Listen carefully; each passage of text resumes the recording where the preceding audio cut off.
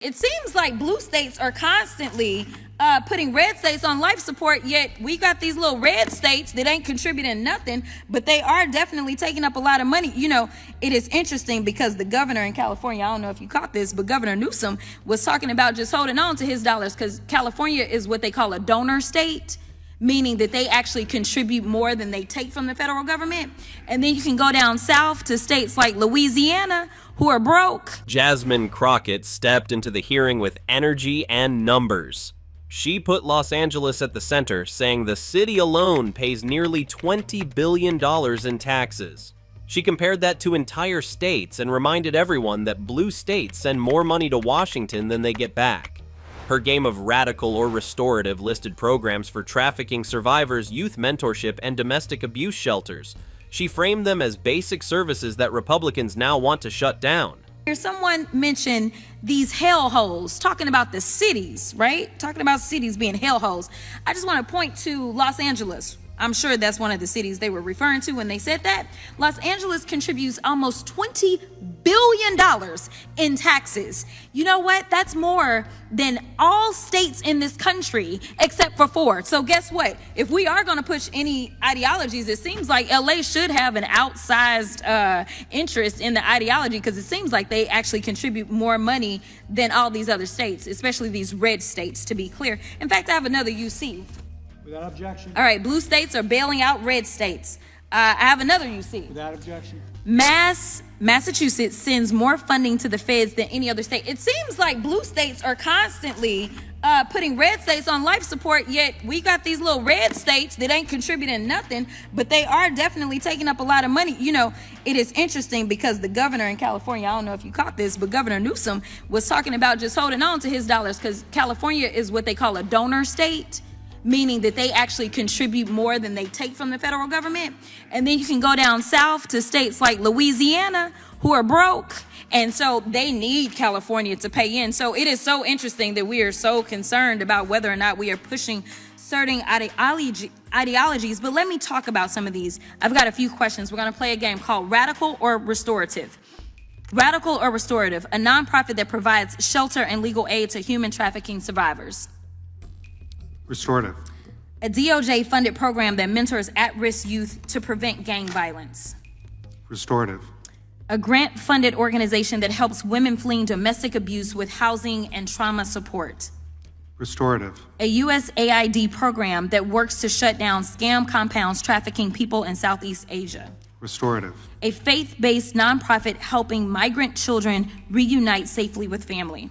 Restorative. A community group receiving DOJ funds to reduce gun violence in cities. Restorative. And the final one is a global initiative that prevents trafficking and keeps people from being forced into labor or sold into exploitation. Restorative.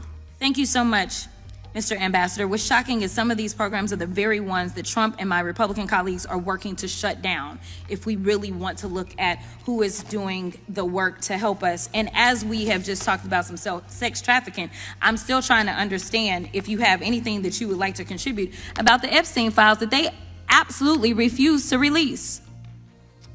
Ma'am, I think it would be very helpful for the American public to be able to see the results that have evidently been kept in whatever that file is. There's been many years in which folks have investigated Mr. Epstein and those around him. He went to jail once. He was about to go to jail again before he died. And his compatriot is currently in prison. Those facts need to be known. Thank you so much. I will yield. Kevin Kiley waited and then responded sharply. He said California as a state gives nothing to the federal government because only people and businesses pay taxes. He stressed that Governor Nuomi's idea of withholding payments is tax evasion. Kiley then shifted the focus to Los Angeles itself. He cited new homelessness numbers, the police warning residents not to wear jewelry in public, and the city announcing 600 layoffs. He added the record of riots and wildfires after budget cuts to emergency services. Will now recognize Mr. Kiley. Thank you, Mr. Chair. I did want to briefly address a comment that the ranking member, the representative from Texas, made about my state, California, claiming that our state gives disproportionately to the federal government and is some sort of donor state. Actually, the state of California gives nothing to the federal government. Individuals and businesses do pay taxes, and Governor Newsom's suggestion that we should withhold those taxes, as our Treasury Secretary has pointed out, is threatening to commit the felony of criminal tax evasion. As to this notion that Los Angeles is somehow a model of good governance, just today Los Angeles came out with its new homelessness numbers. The current count is 72,308. The police chief in LA has formally advised people not to wear jewelry when they go outside because they will get mugged. The city just announced 614 layoffs because the finances are such a mess. And this is to say nothing of the recent riots and the catastrophic wildfires that came after the mayor defunded the fire department. But on to the topic of today's hearing. It's bad enough that we have all of this funding going towards NGOs that then support radical ideological causes. Sort of the logical next step that we've seen is funding organizations that then directly commit or facilitate criminal activity. And this is exactly what we saw with respect to the recent riots in Los Angeles, where you had a group known as CHRLA, the Center for Humane Immigration Rights Los Angeles, that played a central role in organizing the riots. They made use of a hotline through Signal where they would inform rioters at any given moment where ICE personnel could be found, so those individuals could then converge, they could disrupt their operations, they could use commercial dumpsters as battering rams, they could assault officers, and so forth. CHRLA, by the way, has been implicated in other ways in all of the recent chaos that we've seen. For example, the incident where tire spikes were used to disable the vehicles of Border Patrol. The individuals engaging in these crimes were carrying the tire spikes in bags with CHRLA's name on them. And to top it all off, Karen Bass's recent proposal to give cash cards to illegal immigrants supposedly affected by ICE operations are being distributed to them by, you guessed it, CHRLA. So I've introduced a bill, the No Tax Dollars for Riots Act, which will make sure that organizations like this do not continue to get funding, and indeed that they cannot claim tax-exempt status. President Trump has enthusiastically endorsed that bill and said it should be passed immediately. On top of that, this committee, the House Judiciary Committee, has opened an investigation into CHRLA's use of the federal funding that it received during the Biden administration. It also received $34 million from California, accounting for the vast majority of its revenue. It's effectively a subsidiary of the state, or a subsidiary of the sanctuary state, if you will. So, with all that being said, Mr. O'Neill, or if Mr. Gonzalez or our other witnesses would like to chime in on this, how problematic is this that we now have these public taxpayer funds being used to directly facilitate criminal activity? Extremely. Thank you for your question. Yes, in fact, a lot of the riots we have seen on our streets, the college encampments, all of these things are paid for with CHRLA, I think, by the way, received $30 million, if I'm working from memory. 34 million, most recently from the state. Yeah, most recently from the taxpayer, and thank you for making that distinction between the state of California and California's hard-put taxpayers. So CHRLA just raked in government money and was one of the organizers of the riots we saw in Los Angeles. But everywhere we've seen, you talked about the Tides Foundation, in New York, the Answer Coalition, Students for Justice in Palestine, all these groups are either received funding from these dark money people, or are fiscal, or these dark money centers are fiscal sponsors of them. So, I think it is very concerning, even in cases where, and I think in these cases that I'm talking about, crimes have been committed, but even in cases where it's not illegal or criminal, there's such a thing as unseemly and disturbing, and we should be able to talk about these things.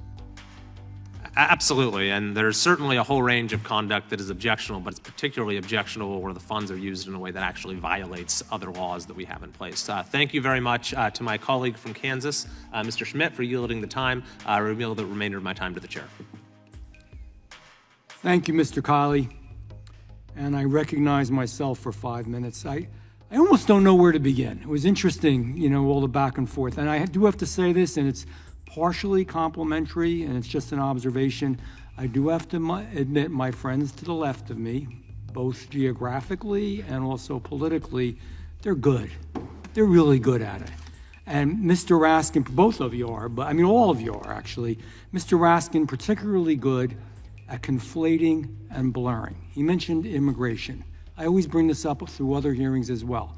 There is a difference between legal and illegal immigration. There's a difference. And nobody on this side has any problem with legal immigration. That's what makes America. And let's be clear about it. Illegal immigration, and in some cases where we had people on the terror watch list that were in this country and people that had were convicted or indicted of crimes, either on their country of origin or here, yeah, we're against that. Absolutely. I think we'll all say it proudly. We're against it. Also, Mr. Raskin, and I think Ms. Crockett as well, had brought up, you know, that there's nothing illegal. I agree. The purpose of the hearing is, this wasn't talking about the legality, that we don't know of, maybe there is, but we don't know of illegal activity. But the point is, it's distasteful, it's disturbing, it's disgusting. And if the American public had to sit through this today and other hearings we've had, they would be very deeply upset at where their money is going. Mr. Raskin called this a loser hearing. You know who's losing? The taxpayers, the union members, when their money gets drained away to go for these things that the vast majority of them do not believe in. You know, Mr. Soros is good at this, and that's why we're doing this. We didn't say we should take him to jail tomorrow, but he's good at it. He helps to establish these NGOs, these not-for-profits, and then they make sure that millions and millions of dollars flow to them from the taxpayer. It's a pretty ingenious idea. He's making money on his investment, and we think it's wrong, and we don't think it should happen. So I just wanted to clear the air on that, but these guys are good. Kiley tied all of it to one nonprofit in Los Angeles. He accused Churla of directing protesters, disrupting ICE, and even handing out equipment used in riots.